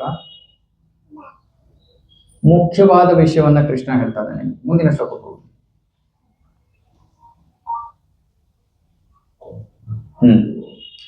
ಬಲಂ ಬಲವತಾಂ ಚಾಹಂ ಕಾಮರಾಗ ವಿವರ್ಜಿತಂ ಧರ್ಮಾವಿರುದ್ಧೋ ಭೂತೇಶು ಕಾಮೋಸ್ಮಿ ಭರತರ್ಷಭ. ಬಲಂ ಬಲವತಾಂ, ಯಾರೋ ನಮ್ ಪೂಜಾರಿ ಪ್ರಭು ಇವಾಗ ಎಲ್ಲ ಬಾಕ್ಸ್ಗಳೆಲ್ಲ ಎತ್ಕೊಂಡು, ನಾನು ಇದ್ದಿದ್ರೆ ನನ್ನ ಎತ್ಕೊಂಡು ಹೊಡೋಗ್ಬಿಡ್ತಾ ಇದ್ರು. ಇಲ್ಲಿ ಎಲ್ಲ ಬುಕ್ಸ್ ಎಲ್ಲ ಇತ್ತು, ಇಲ್ಲಿ ಈ ಕಡೆ ಆ ಕಡೆ ಎಲ್ಲ ಮಾಡಿದ್ವಿ. ಶಕ್ತಿ ಇದೆ. ಎಲ್ಲಿಂದ ಬಂತು ಆ ಶಕ್ತಿ? ಅರೆ ಇಲ್ಲಿ ಕೃಷ್ಣ ಒಂದು ಹೇಳ್ತಾ ಇದ್ದಾನೆ, ಕಾಮರಾಗ ವಿವರ್ಜಿತ. ಕಾಮ ರಾಗ, ಕಾಮ ಅಂದ್ರೆ ಸ್ವಾರ್ಥಕ್ಕೋಸ್ಕರ ಉಪಯೋಗಿಸುವಂತ ಶಕ್ತಿ. ಸೊ ಕೃಷ್ಣ ಹೇಳ್ತಾನೆ, ಯಾರು ಬಹಳ ಶಕ್ತಿಶಾಲಿಗಳಾಗಿದ್ದಾರೆ, ಅರೆ ಆ ಶಕ್ತಿಯನ್ನು ಅವರು ತಮ್ಮ ಸ್ವಾರ್ಥಕ್ಕೋಸ್ಕರ ಉಪಯೋಗಿಸ್ತಾ ಇದ್ರೆ ಅದು ಕೃಷ್ಣ ಅಲ್ಲ. ಇವಾಗ ಭೀಮ ಮತ್ತೆ ದುರ್ಯೋಧನ, ಭೀಮನಲ್ಲೂ ಅಷ್ಟೇ ಶಕ್ತಿ, ದುರ್ಯೋಧನನಲ್ಲೂ ಅಷ್ಟೇ ಶಕ್ತಿ. ಹೌದಾ? ಎಷ್ಟು ದಿನ ಯುದ್ಧ ಮಾಡಿದ್ರು ಅವರು, ಮಲ್ಲ ಯುದ್ಧ, ಸಾಯಲೇ ಇಲ್ಲ ಇಬ್ರು. ಯಾಕಂದ್ರೆ ಒಬ್ಬನಲ್ಲಿ ಶಕ್ತಿ ಜಾಸ್ತಿ ಇದೆ, ಇನ್ನೊಬ್ಬರಲ್ಲಿ ಟೆಕ್ನಿಕ್ ಜಾಸ್ತಿ ಇದೆಯಂತೆ. ದುರ್ಯೋಧನಲ್ಲಿ ಟೆಕ್ನಿಕ್ ಜಾಸ್ತಿ ಇತ್ತಂತೆ, ಭೀಮನಲ್ಲಿ ಶಕ್ತಿ ಜಾಸ್ತಿ ಇತ್ತಂತೆ. ಆದ್ರೆ ದುರ್ಯೋಧನನು ಸಾಕಷ್ಟು ಶಕ್ತಿಯನ್ನು ಹೊಂದಿದ್ದವನು. ಆದ್ರೆ ದುರ್ಯೋಧನನಿಗೂ ಭೀಮನಿಗೂ ವ್ಯತ್ಯಾಸ ಏನು? ಒಬ್ಬ ತನ್ನ ಶಕ್ತಿಯನ್ನ ತನ್ನ ಸ್ವಾರ್ಥಕ್ಕೋಸ್ಕರ ಉಪಯೋಗಿಸ್ತಾ ಇದ್ದ. ಭೀಮ ಯಾರಿಗೋಸ್ಕರ ಉಪಯೋಗಿಸ್ತಾ ಇದ್ದ? ಕೃಷ್ಣನಿಗೋಸ್ಕರ ಉಪಯೋಗಿಸ್ತಾ ಇದ್ದ. ಸೊ ಶಕ್ತಿ ಇದ್ರೂ ಕೂಡ ಅದರ ಸದುಪಯೋಗವಾದರೆ ಅದು ಕೃಷ್ಣ, ಅದರ ದುರುಪಯೋಗವಾದರೆ ಅದು ದುಷ್ಟ ಶಕ್ತಿ ಅಷ್ಟೇ. ಸೊ ಅಂದ್ರೆ ಏನರ್ಥ? ಕೃಷ್ಣ ಬೇರೆ ಬೇರೆ ರೀತಿಯ ಸಾಮರ್ಥ್ಯಗಳನ್ನ ಇತ್ಯಾದಿಗಳನ್ನ ಕೊಟ್ಟಿದ್ದಾನೆ, ದಯಪಾಲಿಸಿದ್ದಾನೆ ಜನರಿಗೆ. ಆದ್ರೆ ಜನರು ಆ ಶಕ್ತಿಗಳನ್ನ ಕೃಷ್ಣನ ಸಂತೃಪ್ತಿಗೋಸ್ಕರ ಬಳಸಬೇಕು. ಇದು ಭಕ್ತಿ. ನಮ್ಮ ಸ್ವಾರ್ಥಕ್ಕೋಸ್ಕರ ಬಳಸಿದ್ರೆ ಅದರಿಂದ ನಮಗೆ ದುಃಖ ಕಷ್ಟ ಬರುತ್ತೆ. ಇದು ಈ ಜಗತ್ತಿನ ನಿಯಮ. ಈ ಜಗತ್ತನ್ನ ಸೃಷ್ಟಿ ಮಾಡಿರೋದು ನಿಯಮ, ಅದರ ಮೇಲೆ ಈ ಜಗತ್ತು ನಡೀತಾ ಇರೋದು. ನಾವು ನಂಬ್ತೀವೋ ಬಿಡ್ತೀವೋ ಇದೇ ರೀತಿ ಕೆಲಸ ಮಾಡ್ತಾ ಇರೋದು. ಓಕೆ, ಇವಾಗ ಒಂದು ಬಹಳ ಮುಖ್ಯವಾದ ವಿಷಯ. ಇದು ಸ್ವಲ್ಪ ಸೆನ್ಸಿಟಿವ್ ವಿಷಯ. ಓಕೆ, ಇದನ್ನ ಸಾಮಾನ್ಯವಾಗಿ ಇಂತಹ ಸಭೆಗಳಲ್ಲಿ ಚರ್ಚೆ ಮಾಡಲ್ಲ. ಆದ್ರೆ ಕೃಷ್ಣ ಇಲ್ಲಿ ಬಹಳ ಮುಖ್ಯವಾದ ವಿಷಯವನ್ನು ಹೇಳ್ತಾ ಇದ್ದಾನೆ, ಅದನ್ನ ಹೇಳೋದು ನಮ್ಮ ಕರ್ತವ್ಯ. ಓಕೆ, ಹಾಗಾಗಿ ಈ ಚರ್ಚೆಯ ಬಗ್ಗೆ ಬೇಸರ ಪಟ್ಕೋಬೇಡಿ. ಇದರಲ್ಲಿ ಬಹಳ ಒಂದು ಮುಖ್ಯವಾದ ಒಂದು ವಿಷಯ ಇದೆ ಇದರಲ್ಲಿ. ಓಕೆ, ಸೊ ಇಲ್ಲಿ ಏನ್ ಹೇಳ್ತಾ ಇದ್ದಾನೆ ಕೃಷ್ಣ? ಧರ್ಮ ವಿರುದ್ಧ ಭೂತೇಶು ಕಾಮೋಸ್ಮಿ ಭರತರ್ಷಭ. ಧರ್ಮ ವಿರುದ್ಧ, ಧರ್ಮಾವಿರುದ್ಧ ಅಂತಿರೋದು, ಧರ್ಮ ಅವಿರುದ್ಧ ಅಂತ ಅಂದ್ರೆ ಧರ್ಮಕ್ಕೆ ವಿರುದ್ಧವಲ್ಲದ, ಧರ್ಮಕ್ಕೆ ವಿರುದ್ಧವಲ್ಲದ ಕಾಮ ನಾನು. ಸೊ ಇಲ್ಲಿ ಇದರ ಅರ್ಥ ಏನು? ನಾನು ಒಂದು ಸ್ವಲ್ಪ ವಾರಗಳ ಹಿಂದೆ ಈ ಪ್ರಶ್ನೆಯನ್ನ ಕೇಳಿದ್ದೆ. ಮದುವೆಯ ಒಂದು ಅವಶ್ಯಕತೆ ಏನು, ಈ ವಿವಾಹ ಅನ್ನೋ ಒಂದು ಏರ್ಪಾಡಿನ ಅವಶ್ಯಕತೆ ಏನು ಅಂತ ಕೇಳಿದ್ದೆ. ಹೇಳಿನಾ? ಏನು ಅದಕ್ಕೆ ಉತ್ತರ ಹೇಳಿದ್ವಿ ನಾವು? ಸಂತಾನೋತ್ಪತ್ತಿ, ಆಮೇಲೆ ಒಬ್ರಿಗೊಬ್ರು ಆಸರೆ ಆಗಿ ಜೀವನದ ಗುರಿಯನ್ನ ಸಾಧನೆ ಮಾಡೋದಕ್ಕೆ ವಿವಾಹ ಅನ್ನೋ ಒಂದು ಏರ್ಪಾಡಿರೋದು. ಇವಾಗ ಮೊದಲನೇ ವಿಷಯವನ್ನ ಇವತ್ತು ನಾವು ಸ್ವಲ್ಪ ಚರ್ಚೆ ಮಾಡ್ತೀವಿ, ಸಂತಾನೋತ್ಪತ್ತಿ. ವಿವಾಹದ ಮೊದಲ ಉದ್ದೇಶ ಅಂದ್ರೆ ಈ ಪತಿ ಪತ್ನಿ ಒಂದುಗೂಡೋದ್ರಿಂದ ಈ ಭೌತಿಕ ಜಗತ್ತಿಗೆ ಒಬ್ಬ ಜೀವಿ ಜನ್ಮವನ್ನ ಪಡಿಬೋದು. ಬೇರೆ ಮಾರ್ಗ ಇಲ್ಲ. ಒಂದು ಜೀವಿ ಈ ಭೌತಿಕ ಜಗತ್ತಿನಲ್ಲಿ ಹುಟ್ಟುಕೋಬೇಕು ಅಂದ್ರೆ ಬೇರೆ ಮಾರ್ಗ ಇಲ್ಲ. ಆ ಪುರುಷ ಸ್ತ್ರೀ ಅನ್ನೋರು ಆ ಯಾವುದೇ ಒಂದು ಯೋನಿಗಳಲ್ಲಿರ್ಲಿ, ಪ್ರಾಣಿಗಳಲ್ಲೂ ಅದೇ, ಮನುಷ್ಯರಲ್ಲೂ ಅದೇ ಇರೋದು, ಇದೊಂದೇ ವಿಧಾನ. ಓಕೆ, ಇವಾಗ ಇಲ್ಲಿ ಕೃಷ್ಣ ಹೇಳ್ತಾ ಇದ್ದಾನೆ ಧರ್ಮ ಅವಿರುದ್ಧೋ ಕಾಮ. ಸೊ ಈ ಒಂದು ಮಕ್ಕಳನ್ನ ಹುಟ್ಟಿಸೋ ಪ್ರಕ್ರಿಯೆ, ಇದರಲ್ಲಿ ಸ್ವಲ್ಪ ಕಾಮ ಒಂದು ಒಳಗೊಂಡಿದೆ. ಇಲ್ಲ ಅಂದ್ರೆ ಈ ಕಾರ್ಯದಲ್ಲಿ ತೊಡಗೋದಕ್ಕಾಗೋದಿಲ್ಲ. ಓಕೆ, ಆದ್ರೆ ಈ ಕಾರ್ಯದಲ್ಲಿ ತೊಡಗೋರು ಅದನ್ನ ಕೃಷ್ಣನಿಗೋಸ್ಕರ ಮಾಡಬೇಕು. ಇವಾಗ ಇದನ್ನ ಸ್ವಲ್ಪ ಬೇರೆ ರೀತಿಯಲ್ಲಿ ನಾನು ವಿವರಿಸ್ತೀನಿ. ಇವತ್ತಿನ ಮಕ್ಕಳು, ನಿಮ್ಮೆಲ್ಲರಿಗೂ ಮಕ್ಕಳು ಇದ್ದಾರೆ. ಮಕ್ಕಳು, ಇವತ್ತಿನ ಮಕ್ಕಳಿಗೂ ಹಿಂದಿನ ಒಂದು ತಲೆಮಾರಿನ ಮಕ್ಕಳಿಗೂ, ಅಂದ್ರೆ ಉದಾಹರಣೆಗೆ ನಮಗೂ ಇವತ್ತಿನ ಮಕ್ಕಳಿಗೂ ವ್ಯತ್ಯಾಸ ಏನು? ಏನಾದ್ರು ವ್ಯತ್ಯಾಸ ಇದೆಯಾ? ನಾವು ಚಿಕ್ಕವರಾಗಿ ಆಗಿದ್ದಾಗ ಹೇಗಿದ್ವಿ ಮತ್ತೆ ಇವತ್ತಿನ ಮಕ್ಕಳು ಹೇಗಿದ್ದಾರೆ, ವ್ಯತ್ಯಾಸ ಇದೆಯಾ? ಮಾತಾಜಿ ಅಂತೂ ತಲೆ ಎಲ್ಲ ಆಡಿಸ್ತಾರೆ. ಅಯ್ಯೋ ಪ್ರಭು, ಕೇಳಲೇಬೇಡಿ ನೀವು. ಏನು ವ್ಯತ್ಯಾಸ ಇದೆ? ಅಲ್ಲಲ್ಲ, ನಮ್ಮ ಬಗ್ಗೆ ನಾವು ಚಿಕ್ಕವರಾಗಿದ್ದಾಗ ಹೇಗಿದ್ವಿ, ಇವತ್ತಿನ ಮಕ್ಕಳು ಹೇಗಿದ್ದಾರೆ?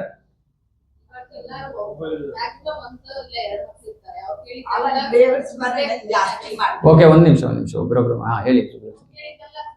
ಇವಾಗ ಕೇಳಿದ್ದೆಲ್ಲ ಸಿಗ್ಬೇಕು.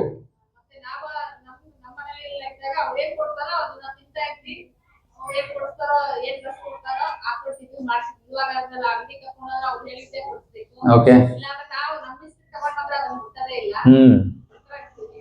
ಸೊ ಬೇಕಾದಷ್ಟು ಒಂದು ದೊಡ್ಡ ಲಿಸ್ಟ್ ಇದೆ. ಬೇಕಾದ್ರೆ ಕ್ಲಾಸ್ ಬೇಕಾದ್ರೆ ನಾನು ಮೈಕ್ ಕೊಟ್ಬಿಟ್ಟು ನನ್ನ ಪಾಡಿಗೆ ನಾನು ಕೂತ್ಕೋಬಹುದು. ಅಂದ್ರೆ ಏನು, ಇವತ್ತಿನ ಸಮಾಜ, ಇವತ್ತಿನ ಮಕ್ಕಳು ಬೇರೆಯಾಗಿದ್ದಾರೆ, ಸ್ವಲ್ಪ ಡಿಫ್ರೆಂಟ್.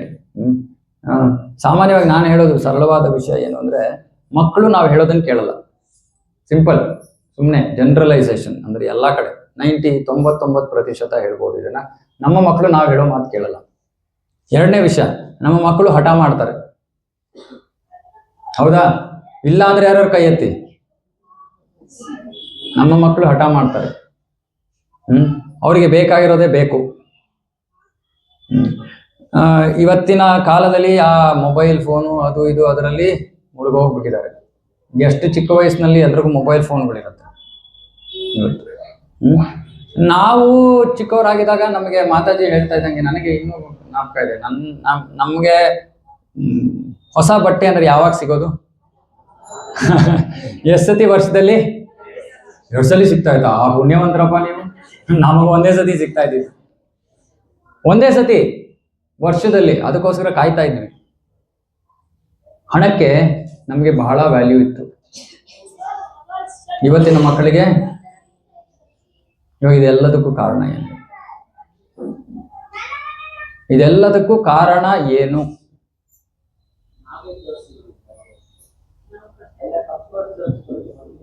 ಓಕೆ, ನಾವೇ ಅದಕ್ಕೆ ಕಾರಣರು. ಹೌದು. ಯಾವ ರೀತಿ ಕಾರಣರು?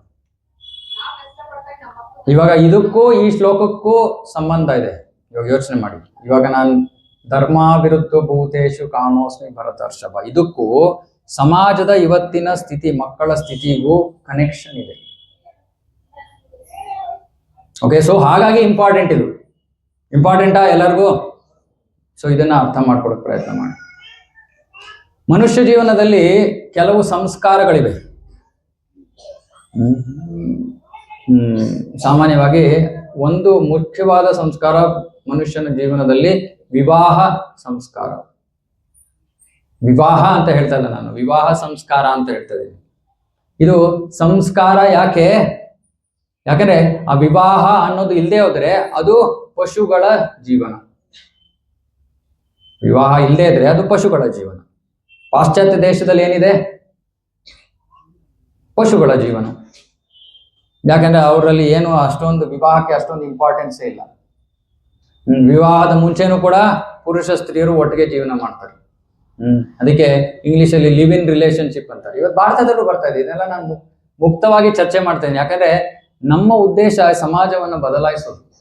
ನಾವು ಇವತ್ತಿನ ಸಮಾಜದಲ್ಲಿ ಆಗ್ತಾ ಇರೋ ಕೆಟ್ಟ ವಿಷಯಗಳನ್ನ ಚರ್ಚೆ ಮಾಡದೆ, ಜನರ ಕಣ್ಣನ್ನು ತೆರೆದೇ ಹೋದ್ರೆ ನಾವು ನಮ್ಮ ಕರ್ತವ್ಯವನ್ನ ಮಾಡ್ತಾ ಇದ್ದೀವಿ. ಸೊ ಇವತ್ತು ಇದು ಬರ್ತಾ ಇದೆ.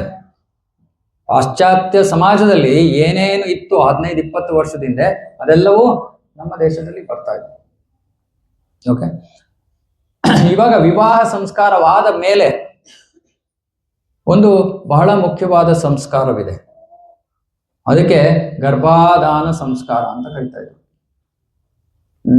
ಎಷ್ಟು ಜನರು ಇದನ್ನ ಕೇಳಿದ್ದೀರಾ? ಗರ್ಭಾಧಾನ ಸಂಸ್ಕಾರ ಕೇಳಿದ್ದೀರಾ? ಓಕೆ.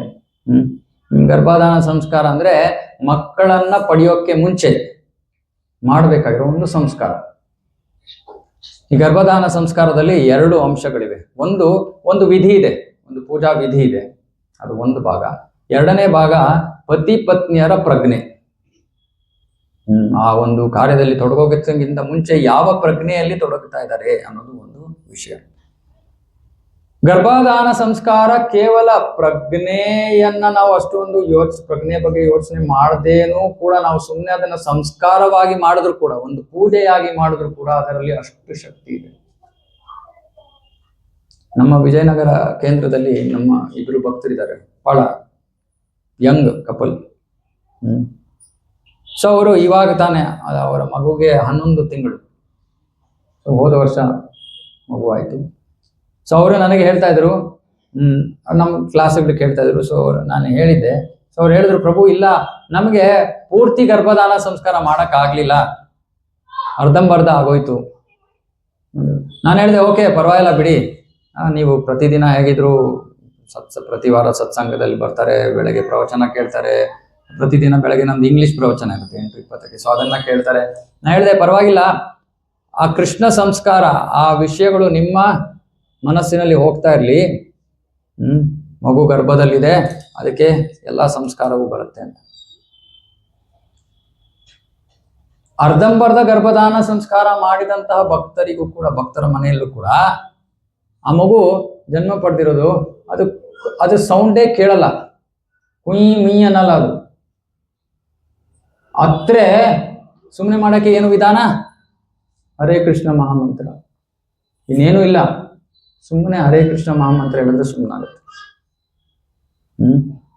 ಇದಕ್ಕೆ ಕಾರಣ ಏನು ಅಂದ್ರೆ, ಈ ಗರ್ಭಾಧಾನ ಸಂಸ್ಕಾರ ಮಾಡಿದಾಗ ಏನಾಗುತ್ತೆ, ನಮ್ಮ ಮನೆಯಲ್ಲಿ ಒಂದು ಶ್ರೇಷ್ಠ ಜೀವಿ ಜನ್ಮ ತಗೊಳುತ್ತೆ. ಸಾಮಾನ್ಯವಾಗಿ ಭಕ್ತರ ಆಸೆಯ ಪ್ರಕಾರ ಅವರ ಮನೆಯಲ್ಲಿ ಭಕ್ತರು ಜನ್ಮ ಪಡಿತಾರೆ. ಹೆಚ್ಚು ತಂದೆ ತಾಯಂದ್ರಿಗೆ ಎಲ್ಲಕ್ಕಿಂತ ದೊಡ್ಡ ಟೆನ್ಷನ್ ಏನು? ಮಕ್ಕಳು. ಇಂತಹ ತಂದೆ ತಾಯಂದ್ರಿಗೆ ಮಕ್ಕಳ ಬಗ್ಗೆ ಯಾವ ಟೆನ್ಷನ್ ಇಲ್ಲ. ಯಾಕಂದ್ರೆ ಅವ್ರಿಗೆ ಏನು ಕಲಿಸೋ ಅವಶ್ಯಕತೆ ಇಲ್ಲ, ಎಲ್ಲ ಕಲ್ತ್ಕೊಂಡು ಬಂದ್ಬಿಟ್ಟಿರ್ತಾರೆ. ಇನ್ಫ್ಯಾಕ್ಟ್ ಅವರು ತಮ್ಮ ತಂದೆ ತಾಯಂದ್ರಿಗೆ ಕಲಿಸ್ತಾರೆ. ಇನ್ನೊಬ್ರು ಇದ್ದಾರೆ, ಅವ್ರ ಮಗು 5 ವರ್ಷದ ಹುಡುಗಿ, ಮಗು ಕೃಷ್ಣ ಮಂಜರಿ. ಸೊ ಅವರು ತಂದೆ ತಾಯಂದ್ರೆ ಹೇಳ್ತಾರೆ, ಆ 5 ವರ್ಷದ ಹುಡುಗಿ ನಾನು ಈ ತರ ಕ್ಲಾಸ್ ಕೊಡ್ತೀನಲ್ಲ, ಕೂತ್ಕೊಂಡು ಕೇಳುತ್ತೆ. 5 ವರ್ಷದ ಹುಡುಗಿ, ನಾನೇನು ಅದಕ್ಕೆ ಸ್ಪೆಷಲ್ ಕ್ಲಾಸ್ ಕೊಡ್ತಾ ಇಲ್ಲ, ನಾನು ಸುಮ್ಮನೆ ಕ್ಲಾಸ್ ಕೊಡ್ತೀನಿ, ಎಲ್ಲರಿಗೂ ಹಿರಿಯರಿಗೂ ಕೊಡಂಗೆ. ಅವಳು ಕೂತ್ಕೊಂಡು ಕೇಳಿರ್ತಾಳೆ, ಅವಳಿಗೆ ಏನೋ ಹೋಗುತ್ತೆ. ಆಮೇಲೆ ಅವ್ರ ಅಪ್ಪ ಅಮ್ಮ ಅದನ್ನೇನಾದ್ರು ಮಾಡ್ತಾ ಇದ್ದಾರೆ, ಅವಳು ಪ್ರಶ್ನೆ ಮಾಡ್ತಾಳೆ, ಪ್ರಭುಗಳು ಕ್ಲಾಸ್ ಅಲ್ಲಿ ಹೇಳಿದ್ರಲ್ಲ, ನೀವ್ ಯಾಕೆ ಮಾಡ್ತಾ ಇಲ್ಲ ಅಂತ. ಎಲ್ಲಿಂದ ಬಂತು ಅದಕ್ಕೆ? ಯಾಕಂದ್ರೆ ಇದು ಆಗ್ಲಿ ಕೇಳ್ಬಿಟ್ಟಿದೆ ಹಿಂದಿನ ಜನ್ಮದಲ್ಲೇ, ಅದಕ್ಕೆಲ್ಲ ಗೊತ್ತು. ಇವಾಗ ರಿವಿಷನ್ ಆಗ್ತಾ ಇದೆ ಅದು. ಸುಮ್ಮನೆ ಒಂದು ಪೂಜೆ ಮಾಡಿದ್ದಕ್ಕೆ ಆ ತಂದೆ ತಾಯಂದರಿಗೆ ಮಕ್ಕಳ ಚಿಂತೆ ಇಲ್ಲ, ಮಕ್ಕಳು ತಪ್ಪುದಾರಿಯಲ್ಲಿ ಹೋಗ್ತಾರೆ ಅನ್ನೋ ಆತಂಕ ಇಲ್ಲ, ಮಕ್ಕಳು ಹೇಳಿದ ಮಾತು ಕೇಳಲ್ಲ ಅನ್ನೋ ಯೋಚನೆ ಇಲ್ಲ, ಮಕ್ಕಳು ಭವಿಷ್ಯದಲ್ಲಿ ಏನಾಗ್ತಾರೋ ಅನ್ನೋ ಚಿಂತೆ ಇಲ್ಲ, ಏನೂ ಇಲ್ಲ. ಇವತ್ತು ಬೆಳಗ್ಗೆ ನಮ್ಮ ಚಂದನ್ ಪ್ರಭು ಹೇಳ್ತಾರೆ, ಪ್ರಭು ಹೌದು, ನಾವು ನಮ್ಮ ಜೀವನದಲ್ಲಿ ನಮ್ಮ ಮಕ್ಕಳನ್ನ ಸರಿಯಾದ ದಾರಿಗೆ ತರಕ್ಕೆ ಎಷ್ಟು ಶ್ರಮವನ್ನ ಪಡ್ತೀವಿ, ಎಷ್ಟು ಕಷ್ಟ ಪಡ್ತೀವಿ. ಆದ್ರೆ ಅಂತ ತಂದೆ ತಾಯಂದ್ರೆ ಏನು ಮಾಡ್ಲೇಬೇಕಾಗಿಲ್ಲ. ಏನ್ ಮಾಡಿದ್ರು ಅವರು? ಸುಮ್ಮನೆ ಒಂದು ಸಂಸ್ಕಾರವನ್ನ ಮಾಡೋದು. ಇಷ್ಟು ಶಕ್ತಿಶಾಲಿ ನಮ್ಮ ಸಂಸ್ಕಾರಗಳು. ನಮಗೆ ಇದರ ವ್ಯಾಲ್ಯೂ ಗೊತ್ತಿಲ್ಲ, ಇದರ ಮಾಹಿತಿ ಗೊತ್ತಿಲ್ಲ. ಏನೋ ಯಾರ ಪೂಜೆ ಮಾಡಿದ್ರೆ ಏನೋ ಮಾಡಿ ನಮ್ಮ ಪಾಡಿಗೆ ನಾವ್ ಏನೋ ಮಾಡ್ತೀವಿ. ಎಷ್ಟೊಂದು ಅದರಲ್ಲಿ ವಿಷಯ ಇದೆ, ನಮ್ಗೆ ಆ ವಿಷಯ ಯಾರು ಹೇಳಿಲ್ಲ, ನಮಗೆ ಗೊತ್ತಿಲ್ಲ. ಅದಕ್ಕೆ ನಾವು ಅದಕ್ಕೆ ಅಷ್ಟೊಂದು ಪ್ರಾಮುಖ್ಯತೆ, ಇಂಪಾರ್ಟೆನ್ಸ್ ಕೊಡಲ್ಲ. ಈ ಸಮಾಜವನ್ನ ನಾವು ಚೇಂಜ್ ಮಾಡಬೇಕು ಅಂದ್ರೆ ಇದು ಒಂದೇ ಚೇಂಜ್ ಮಾಡ್ಬೇಕು. ನಾವು ಮಕ್ಕಳನ್ನ ಹುಟ್ಟಿಸೋ ವಿಧಾನ, ಇದನ್ನ ಗರ್ಭಾಧಾನ ಸಂಸ್ಕಾರ, ಇದನ್ನ ಮಾಡಿದ್ರೆ ಸಂಪೂರ್ಣ ಜಗತ್ತು ಬದಲಾವಣೆ ಆಗುತ್ತೆ. ಸೊ ಅದಕ್ಕೆ ಯಾವ್ದಾದ್ರು ಮದುವೆಗೆ ಹೋದ್ರೆ ನಾನು ಒಂದೇ ಒಂದು ಪುಸ್ತಕ ಕೊಡ್ತೀನಿ ಅವ್ರಿಗೆ. ಇಂಗ್ಲಿಷ್ ಅಲ್ಲಿ ಇದೆ, ಅದನ್ನ ಕನ್ನಡದಲ್ಲಿ ಅನುವಾದ ಆಗಿಲ್ಲ. ಗರ್ಭಾಧಾನ ಸಂಸ್ಕಾರ ಅಂತ ಇಂಗ್ಲಿಷ್ ಅಲ್ಲಿ ಒಂದು ಪುಸ್ತಕ ಇದೆ, ಅಮೆಝಾನ್ ಅಲ್ಲಿ ಇದೆ, ಸರ್ಚ್ ಮಾಡಿ. ಇಸ್ಕಾನ್ ಭಕ್ತರು ಬರ್ದಿರೋದು, ನಾನು ಅದನ್ನ ಗಿಫ್ಟ್ ಕೊಡ್ತೀನಿ. ಯಾಕೆ? ಅವರ ಜೀವನ ಸುಗಮವಾಗಿ ನಡೀಲಿ, ಯಾವ ಯೋಚನೆ ಟೆನ್ಷನ್ ಇಲ್ಲದೆ ಮಕ್ಕಳನ್ನ ಹುಟ್ಟಿಸೋ ಒಂದು ಕಾರ್ಯವನ್ನ, ಅವರನ್ನ ಬೆಳೆಸೋ ಒಂದು ಕಾರ್ಯವನ್ನ ಅವರು ಚೆನ್ನಾಗಿ ತಿಳ್ಕೊಂಡು ಮಾಡ್ಲಿ ಅನ್ನೋ ಉದ್ದೇಶದಿಂದ ಅದನ್ನ ಗಿಫ್ಟ್ ಆಗಿ ಕೊಡ್ತೀನಿ. ಸೊ ಈ ವಿಷಯವನ್ನ ದಯವಿಟ್ಟು ಎಲ್ಲರಿಗೂ ತಿಳಿಸಿ. ನಿಮ್ಮ ಸಂಬಂಧಿಕರಲ್ಲಿ, ಫ್ರೆಂಡ್ಸ್ ಅಲ್ಲಿ ಯಾರಾದ್ರೂ ಈ ಒಂದು ಹಂತದಲ್ಲಿ ಇದ್ರೆ ಜೀವನದಲ್ಲಿ, ಅವ್ರಿಗೆ ದಯವಿಟ್ಟು ಈ ಒಂದು ವಿಧಾನವನ್ನ ತಿಳಿಸಿ. ಅವ್ರೇನು ತುಂಬಾ ಕಷ್ಟದ ವಿಷಯ ಏನಿಲ್ಲ ಅದ್ರಲ್ಲಿ. ಮೊದಲು ಸುಮ್ಮನೆ ಒಂದು ಸರಿಯಾಗಿರುವಂತ ಪೂಜಾರಿಯನ್ನು ಹಿಡಿದು ಸಂಸ್ಕಾರವನ್ನು ಮಾಡಬೇಕು. ಅದಕ್ಕೂ ಬೇಕಾದ್ರೆ ಏರ್ಪಾಡು ನಮ್ಮ ಇಸ್ಕಾನಲ್ಲಿ ಭಕ್ತರಿದ್ದಾರೆ, ಅವ್ರ ಪೂಜೆಯನ್ನು ಮಾಡ್ತಾ ಬೇಕಾದ್ರೆ ಅದನ್ನ ನಾವು ಅರೇಂಜ್ ಮಾಡ್ಬೋದು. ಮಾಡಿಕೊಂಡ್ರೆ ಅವ್ರಿಗೆ ಒಳ್ಳೇದು, ಅವರ ಜೀವನಾನೇ ಬಹಳ ಆರಾಮವಾಗಿ ನಡೆಯುತ್ತೆ.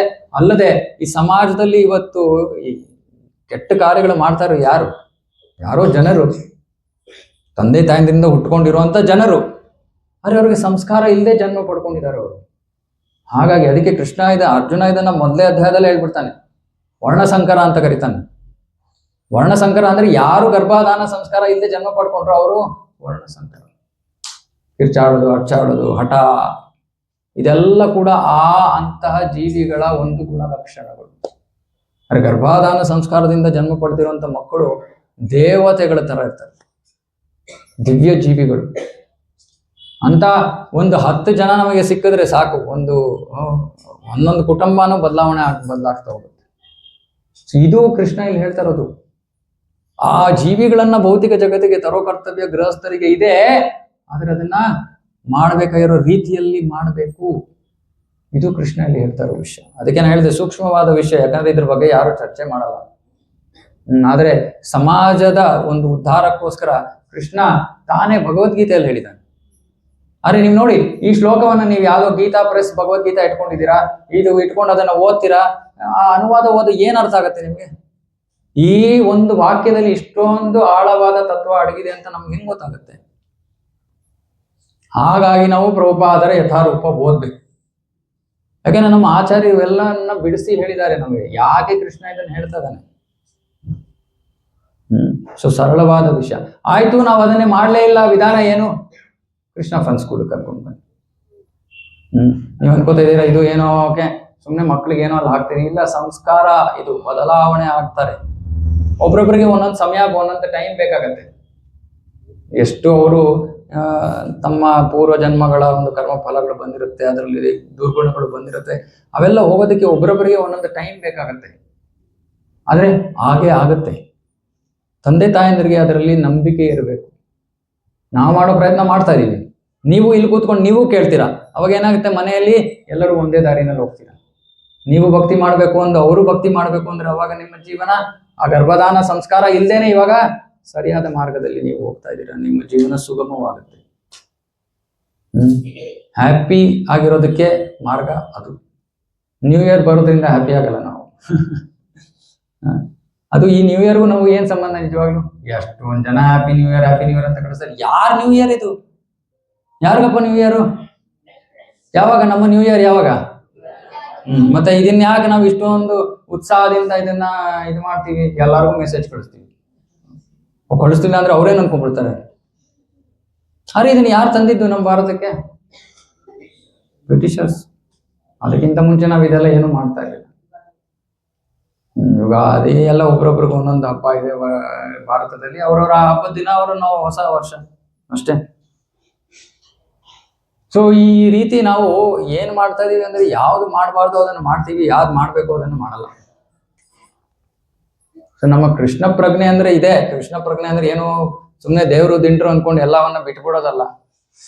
ಸಮಾಜವನ್ನ ಸರಿಯಾದ ದಿಕ್ಕಿನಲ್ಲಿ ಕರ್ಕೊಂಡು ಹೋಗೋದಕ್ಕೆ ಕೃಷ್ಣ ಭಗವದ್ಗೀತೆಯಲ್ಲಿ ಸಾಕಷ್ಟು ಜ್ಞಾನವನ್ನ ಕೊಟ್ಟಿದ್ದಾನೆ. ಆ ಜ್ಞಾನವನ್ನ ನಾವು ಸ್ವೀಕಾರ ಮಾಡಿದ್ರೆ ನಮ್ಮ ಜೀವನ ಬದಲಾವಣೆ ಆಗುತ್ತೆ, ಸಮಾಜ ಸರಿಯಾದ ದಿಕ್ಕಿನಲ್ಲಿ ಹೋಗುತ್ತೆ. ಓಕೆನಾ? ಪ್ರಶ್ನೆ ಇದೆ ಯಾರಿಗಾದ್ರೂ ಇದ್ರ ಬಗ್ಗೆ?